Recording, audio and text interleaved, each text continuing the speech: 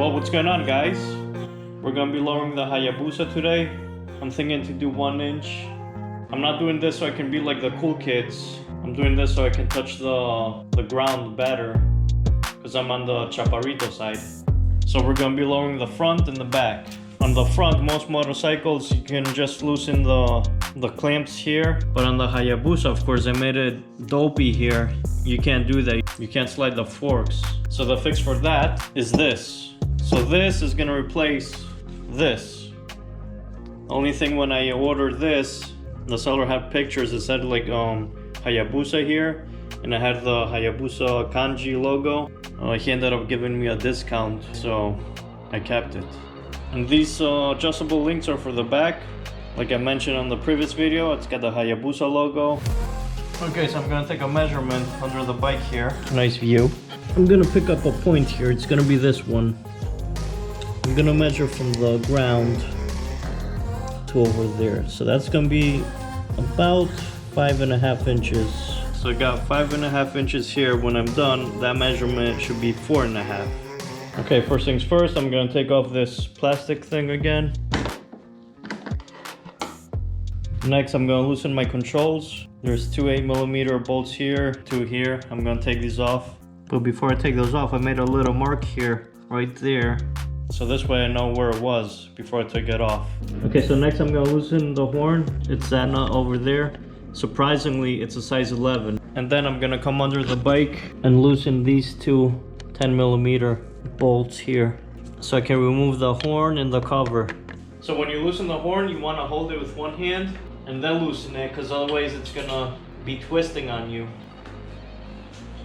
To remove this plastic, you're gonna have to flex it out of the way a little bit. Okay, now I want to put a jack underneath so the front end gets lighter, because if the bike is on the ground and you loosen all these bolts that hold the fork, the whole bike can drop on the ground. So to avoid that, I'm gonna use a jack, and I'm gonna come under the bike. I'm gonna put that right here on the oil pan, and I got a little piece of wood here, so this is gonna go just like so. Or if you want, I was checking the owner's manual. It's saying that you can put the jack under the exhaust pipe. So if they say that's okay, then that's gonna be good. Okay, now I know when I loosen those bolts, the bike is not gonna slam on the ground.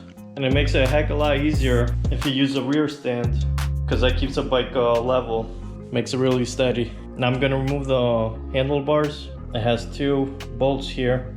And I did a reference mark. I marked the highest point. But when we put those back on, we can fine tune them and adjust them where we want them. Okay, now these wires go through here. They have a bunch of zip ties. I don't want to mess with any of those thingies. So I pulled the wire upwards, gave it more slack here, so I can pop this off. Now I'm gonna remove these covers. And of course, be careful not to scratch the fuel tank. It would be smart if we just went with a rag.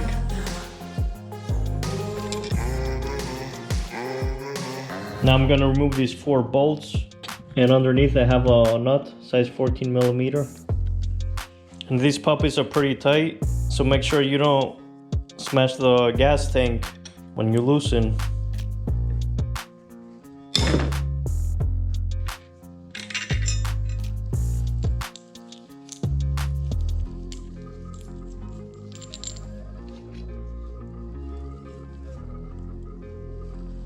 And then put some rags here. Don't be dopey like me, because these thingies that keep flopping here, it might create scratches, whatever. You know, be smart, play it safe, and learn from my mistakes. Okay, so now I'm gonna loosen this pinch bolt here, one over there, and then deep down in there, there's 2 more. That's the reason why we took out that plastic before. So there's one there, one above it, same thing on the other side. So loosen all of those. And of course, make sure your jack is good, because once you loosen those, the whole bike can go down if it's not supported. Alright, this is a part where I get screwed. All that hard work for nothing, man. So this is supposed to slide down on the fork. But of course, it doesn't fit properly. I don't know how much you can tell from the camera, but the holes are not like perfect or something. I don't know. It seems like they should have had a little bit bigger size. This way it can fit on both holes at the same time, because right now it'll only fit like on one hole. Like if I go like this. Okay, yeah, that fits like that. But the thing is, when you gotta put on both of them, it doesn't fit. It's like they didn't calculate this correct or something. Yeah, man, don't trust the Chinese, man. I know I said they make a lot of parts and stuff, but it seems like half of them are crap. So now I have to find for a good high quality one. Or another option is they sell spacers that go here, and then you can use your original thingy. I'm gonna do some research now and see what the heck I can do. And I'm gonna try to return that crapo back. Hey. Alright guys, another day, another dollar. I got the new part. And check this out. Bada bing, bada boom. So this one fits obviously, so that's good news. So I want to explain the difference, this one with the previous one. So this one, it brings up the handlebars higher because you put this as a spacer and then you use the original clamp. So that brings the handlebars higher. And at the same time, because the forks are at an angle, it brings the handlebars backwards too. So that's a big plus for me because I'm a shorter rider. I already gave it a quick test, see the position of it and stuff, and oh man, big difference. I love it already. But if you use like the previous one that I had, the gold one, the handlebars, they stay in the same height. So that's a difference, that the gold one that I had before and this one. So with this, if you want, you can leave the height of the forks the same. You don't have to change them. So this really brings up the handlebars, but also at the same time, if you want to lower the bike, you have about an inch thickness here to lower the forks. So this is a height I'm gonna go with. It's about 3/4, not 1 inch. I was kind of thinking about it. I don't want to go more than 3/4 because I'm risking the fender to hit the nose here. So I want to have a little buffer room. So really the lowering I did in the front. Of course I had the bike on the jack, so it doesn't smash the ground. I just loosened the bolts on the forks, and then the forks just slid up from from the compression. So that's about it. I didn't go more. The only thing I have to fine tune it now. So I like to measure it like this. I use these dial calipers. So over here, I've got a little bit of gap. It's a little hard to see from the camera. So I gotta make up the difference. I'm gonna loosen the bolts here again because I have them a little snug now. I'm gonna loosen just on this side and make this fork tube go up a little bit. But of course, once again, it's gonna be on the jack. Don't ever let it go off the jack because that could be catastrophic. And up there you can see the ring. That's how much the forks went up. That's about 3/4 of an inch. So that's how much I lowered the bike. Okay guys, so I adjusted this fork tube. It's poking out the same exact amount as this one. I tightened the pinch bolts. Just like everything else, this is aluminum. It's a soft metal, it can strip easy, so don't go too crazy on these pinch bolts. And now I'm gonna install the new spacer. This part over here goes on the bottom. It sits on these rubber bushings.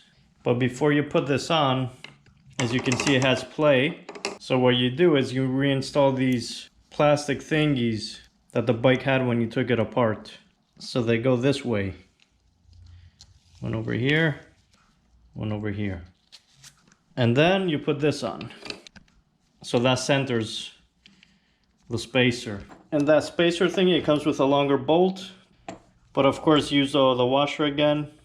And then you tighten these pretty strong so you can tighten these puppies down pretty tight.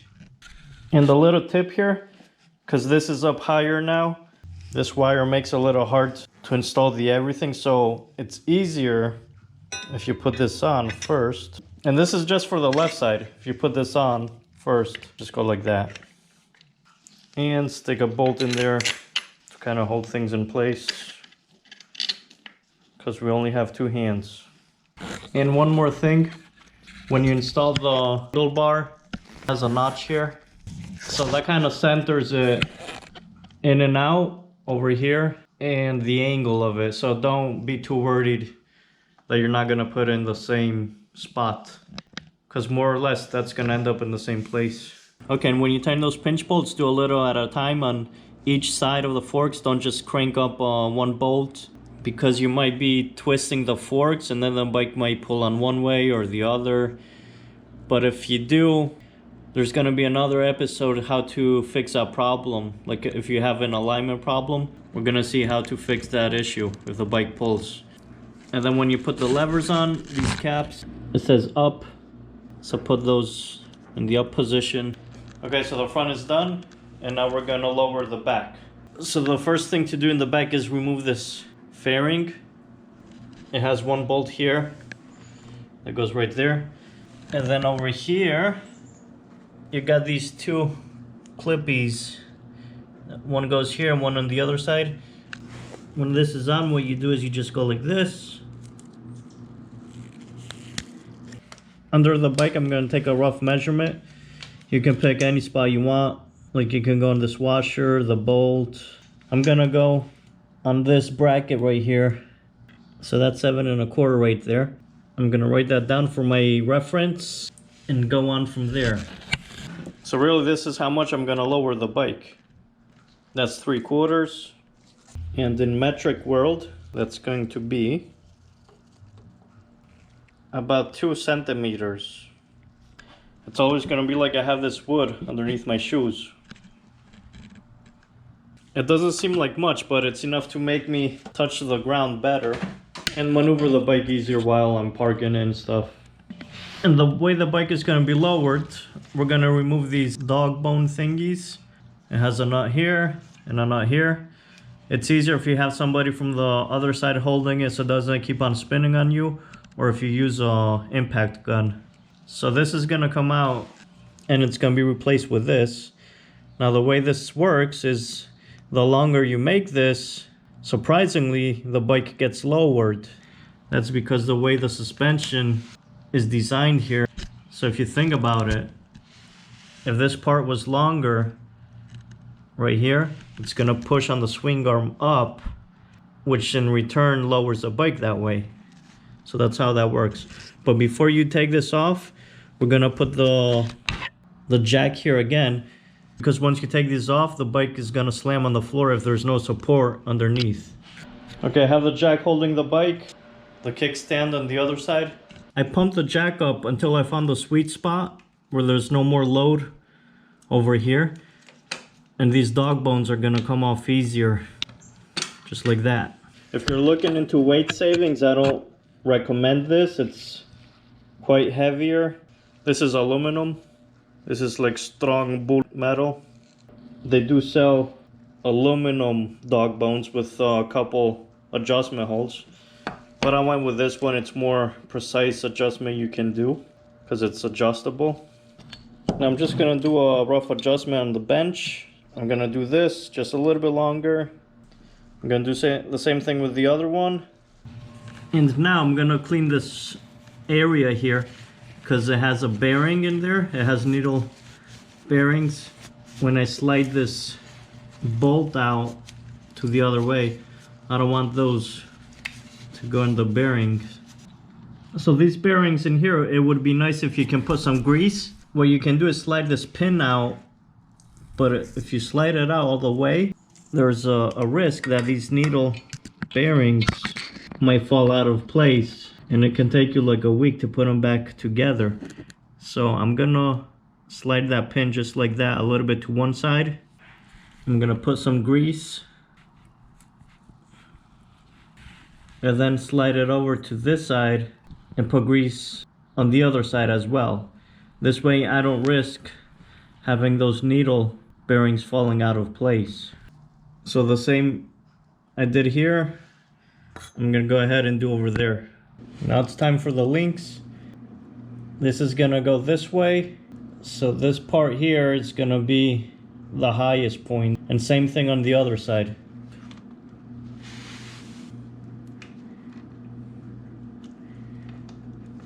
Okay, I got these bolts tight here. As you can see, it's kind of close to the exhaust, so depending on your exhaust system, it might touch or be really close, so keep that in mind. And one other thing, these are tight, but they still spin.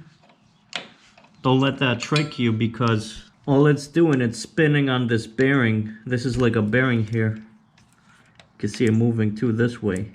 So that is normal. Okay, now it's time to let the bike back on the ground. Take out the jack. Okay, I got my desired height. I'm back on the rear stand. And I'm gonna make sure now that both of those links are even. So I'm gonna back up these nuts here all the way. Take the caliper. I'm gonna put on the nuts here and make sure that both sides are even. If I have to fine tune it, I'm gonna adjust it like so over here. So mine is all set, good to go. Now I'm gonna tighten these backup nuts so the adjustment doesn't go off, and we're good to go. So the good thing is that I don't have to replace my kickstand because it only went down 3/4. Now if you go more, you're gonna have to get one of those adjustable kickstands. Man, the bike is looking good. And it seems much lighter now when I lift it up because it's not leaning over as much as it did before.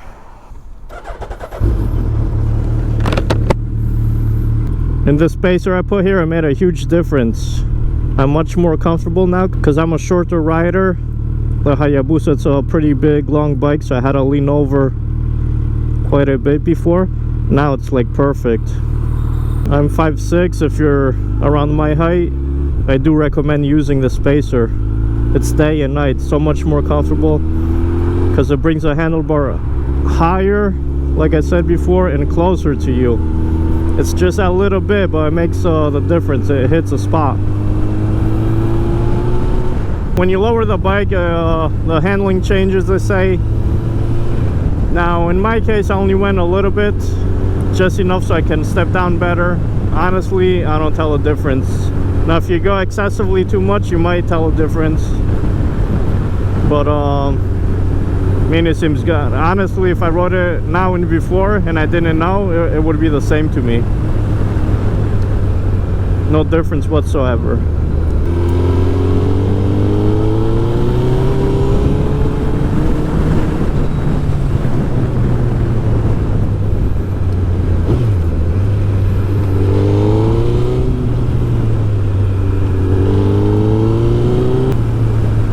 Okay, I'm super happy with this result. I'm glad I did it. It wasn't that easy. It wasn't super easy because I had to remove the plastic cover underneath and stuff, but it's doable. And then I gotta hold the camera with one hand. Hey, look over here, what I'm doing.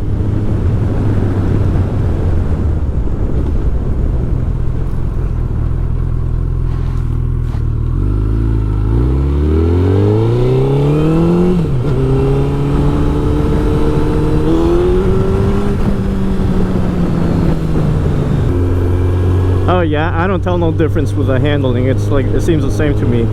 Just a little bit. I can touch way better now, and you can't tell a difference with the handling. So that's that. That's gonna be it today, and we will meet in the next episode.